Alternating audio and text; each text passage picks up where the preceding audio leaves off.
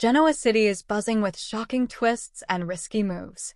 On Friday's Young and the Restless, Kane caught Phyllis snooping where she shouldn't, while Jill dropped an eerie prediction that could change everything.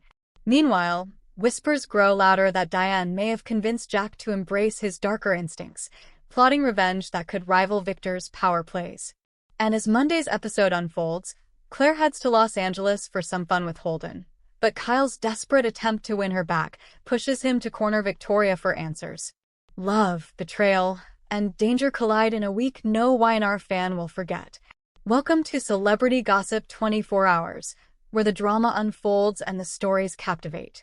Join us as we delve into the intriguing world of Young and the Restless, revealing the untold tales and hidden truths behind the headlines. Love, lies, and legal threats. Kane's confrontation stuns Genoa City as Jill foresees trouble on the Young and the Restless. Friday's episode of The Young and the Restless, October 10, 2025, was filled with tense confrontations, shocking confessions, and one eerie warning that could change everything. From Kane's explosive showdown with Newman Media to Jill's unsettling prediction, the drama in Genoa City continues to spiral, and not everyone will make it out unscathed. Jack and Jill's uneasy reunion. At Chabot, Jack Abbott was already in a foul mood, venting to Diane about the fallout from Newman Media's exposé on Kane Ashby. The scandal had not only humiliated Kane, but also sent shockwaves through the Abbott and Chancellor families. That's when Jill Abbott arrived, elegant as ever but clearly burdened. After assuring Jack that her health was fine, Jill mentioned she'd soon be leaving for a medical procedure in London. But before she left town, she needed to tie up loose ends, and that meant confronting the Kane situation head-on. The two began by discussing Jill's fractured relationship with Billy. Jack sympathized but reminded her that selling Chancellor to Victor Newman without warning her son had cut deeply. Jill admitted regret for how she handled it, but not for what she did, insisting that her decision was ultimately right for the company. Then came the topic on everyone's lips, Kane. Jack expressed concern that the scandal might push Kane toward revenge, but Jill disagreed. She believed her son was focused on repairing his image and regaining his children's trust. Still, when Jack asked if she thought the exposé was true, Jill's answer was uncertain. She revealed that Colin and Kane had grown closer before Colin's death, so close that Kane idolized his father's supposed redemption. If the allegations proved true and Kane's company was truly built on stolen money, Jill predicted it would gut him to his very core. It was a haunting warning, one that may soon prove prophetic. Kane's confrontation at Newman Media. Across town, Adam Newman and Chelsea Lawson were basking in the success of their controversial article. The Newman Media story had gone viral, earning massive engagement and plenty of backlash. But their celebration was short-lived when Kane stormed into their offices, furious and unflinching. Without hesitation, Kane threatened legal action. He demanded to know whether they had verified any of their sources, or if this was just another Newman hit job. Adam tried to stay calm, but Kane's intensity was unmistakable. He even hinted that he had his own story to tell, one that could turn the narrative upside down. Before leaving, Kane warned Chelsea to get ready for a very different kind of headline. The moment he walked out, Adam and Chelsea rushed to the Newman ranch to brief Victor on Kane's threat. Ever the strategist, Victor brushed it off, convinced that Kane's anger was all bark and no bite. But knowing Kane, that confidence might prove dangerously misplaced. Phyllis caught snooping, and a chilling exchange. Meanwhile, at Kane's train cab, Phyllis Summers was up to her usual antics. Finding the door open and Kane nowhere in sight, she took the opportunity to do a little investigating of her own. Her curiosity got the better of her, and she began rifling through his bookshelf, only to be caught red-handed when Kane suddenly returned. Feigning innocence, Phyllis claimed she was just looking for a deck of cards. Kane didn't buy it but didn't press her. When she asked where he'd been, he casually replied he'd been running errands. Phyllis then tested the waters, noting that she was surprised he wasn't plotting revenge against Victor and Newman Media.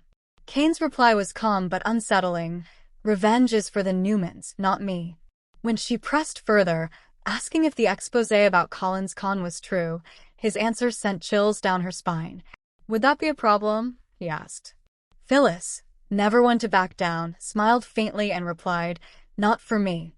Their exchange ended with Phyllis assuring him she was all in, suggesting their alliance, and perhaps something more is just beginning. A softer moment. Love rekindled. Amid the chaos, there was one heartwarming reprieve. Christine Blair and Danny Romalotti managed to reunite Lauren Fenmore and Michael Baldwin after their recent split. Inviting both to the jazz lounge under false pretenses, Christine and Danny acted as mediators as the feuding couple argued about Michael's lies and loyalty to Victor. Ultimately, their love won out. With Danny and Christine's encouragement, Lauren and Michael realized they still belonged together. The evening ended with a passionate kiss and a sweet surprise, Danny asking Michael to officiate his and Christine's wedding, while Cricket invited Lauren to be her matron of honor. What's next for Genoa City? While love may have found its way back for the Baldwins, the storm surrounding Kane and Phyllis is just beginning. Jill's eerie prediction may soon come true, and if Kane's final words to Phyllis are any indication, he's no longer the man trying to clear his name, he's the one writing the next scandal. Stay tuned. Genoa City's calm won't last for long. Today's next update. Has Diane's shadow fallen on Jack? The Abbott leader's dangerous new game against Victor and Kane.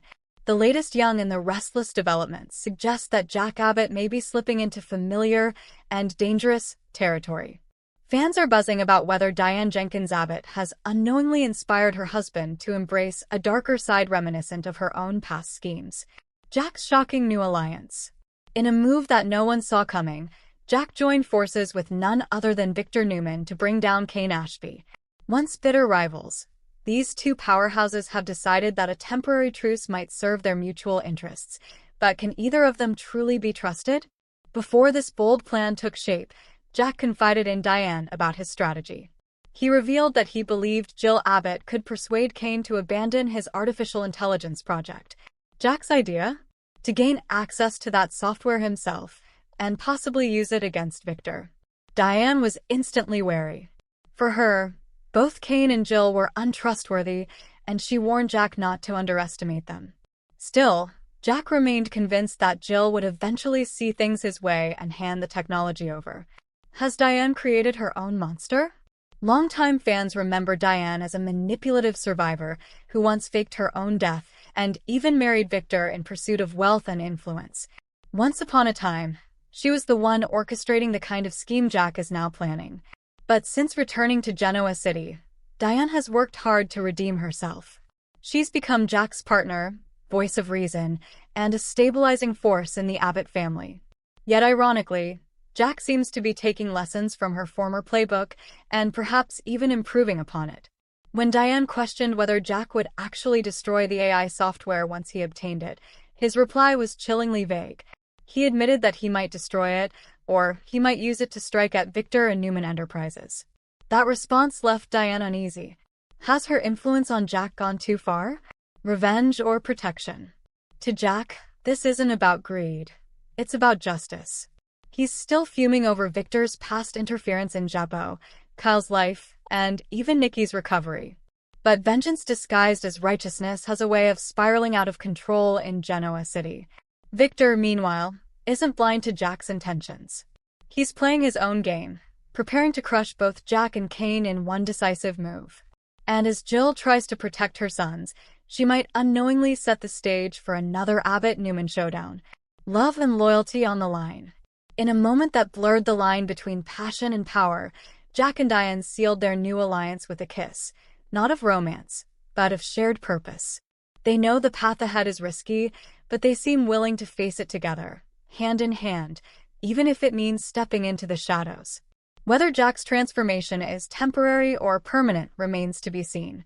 But one thing is clear, in Genoa City, the closer you get to Diane Jenkins Abbott, the more likely you are to dance with danger. Today's next update. Claire's California escape. Sparks fly with Holden as Kyle's desperate search heats up.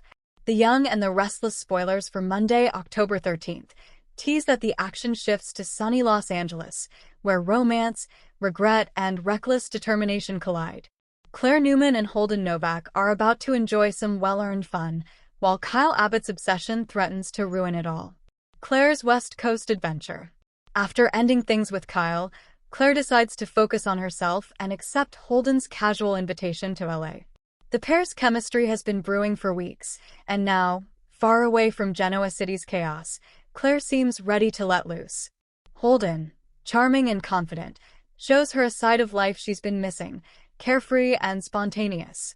From sightseeing to sipping cocktails at rooftop lounges, Claire's trip becomes a refreshing break from heartbreak.